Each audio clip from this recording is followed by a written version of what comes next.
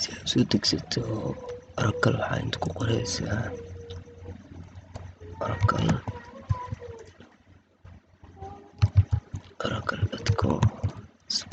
oracle.com/downloads kadib waxaa intaa imaanaya database-ka dooran database markaad dooratid database standard edition aa leedahay markaad dhahdid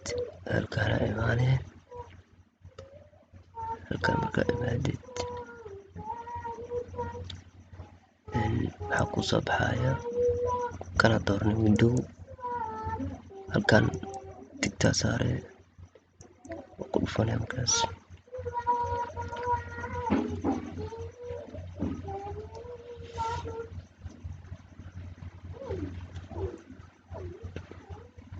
meelaha sameyso kuleeyahay halkaana ku dhufanaya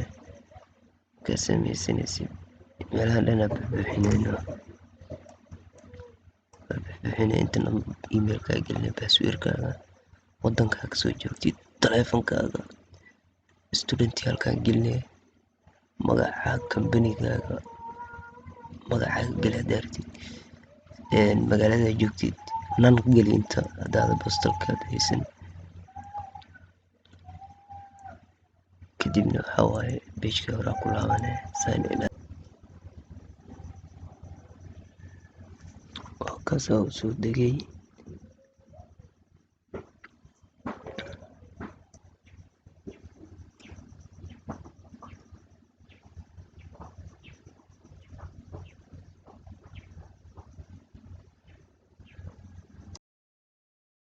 qaybta downloadska imaana markuu ku dhamaado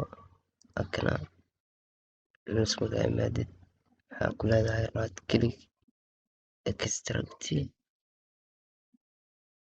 show more option aa leedahay extract files aa kasii dooratid dooranaysaa inta local diskigaaga sida slash aa leedahay kabacdina waxaa dooranaysaa waxaa qoraysaa halkaan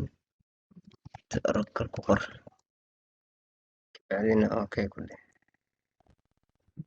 extractionkan oo dhameynaa kabacdi ayuu duubayaa waa lagu duubaa computerka hadda wuu noo dhamaaday waxaan tegaynaa meesha aan ku shubanay kadibna waxaan dooranaynaa Oracle markaan doorano hoos aa imaanaynaa shuwaseyso sida habkaan furaynaa sida habka markaan furno Oracle ayaa noo soo degaysa Oracle ayaa noo soo baxaysa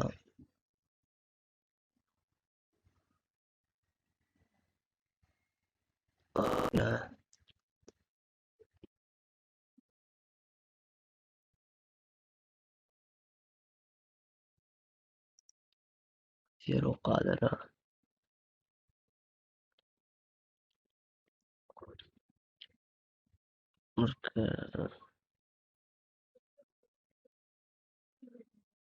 marka create database iyo waxaa kusoo baxaysa sida app software only waxaan leenahay create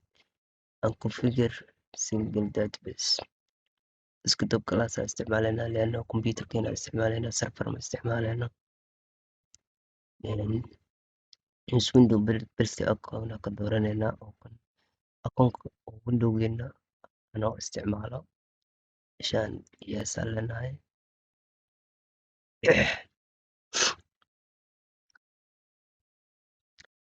yes dhahno next page ka nugiyaa kadibna waxaan leenahay kadibna meeshaan noo soo baxaysa database application oo kana muxuu ahay database namekii iyo applicable database name dan ayaa soo baxaya password sameysaa leedahay halkan password aa gashanaysaa halkan waxaad sameynaysaa meeshan waxaad sameynaysaa waad ka bedeleysaa tan waxaad gelinaysaa tii hore orag kale ahayd tan waxaad ku dareysaa si folder cusub waa micnaheedu folder cusub halkan ku abuura kabacdi next yaa leedahay yes aa leedahay meesha waa ka gudubtay installationka hadda uu bilaabo verify inuu sameynayaa kabacdi install oo dhahaya finish aa kusii xigto summary waaye next yaa leedahay install ku sameynaa ku install gareynaa kabacdi wuu finish gareynaya ku arkaynaa data field isbedel ayaa ka socdo environment variable-ka hadda lagu daray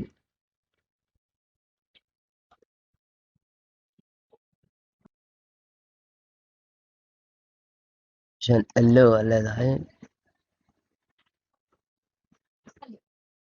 hadda waa kana sida ujeedid waa uu dhammaaday waxaa iska leenahay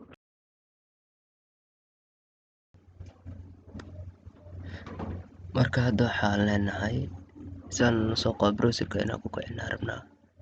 halkana waxaan ku qoraynaa https marka dhexda laba dhibcood slash localhost laba dhibcood 5500/em enter aa leedahay saana kuusoo qabanaa saana kuusoo asfaan sidaa leedahay hoose usoo degaysaa waxaa leedahay proceed localhost and safe wakana inta waxaa gelinaysaa usernamekii passwordkii iyo constraint namekii ayaa halka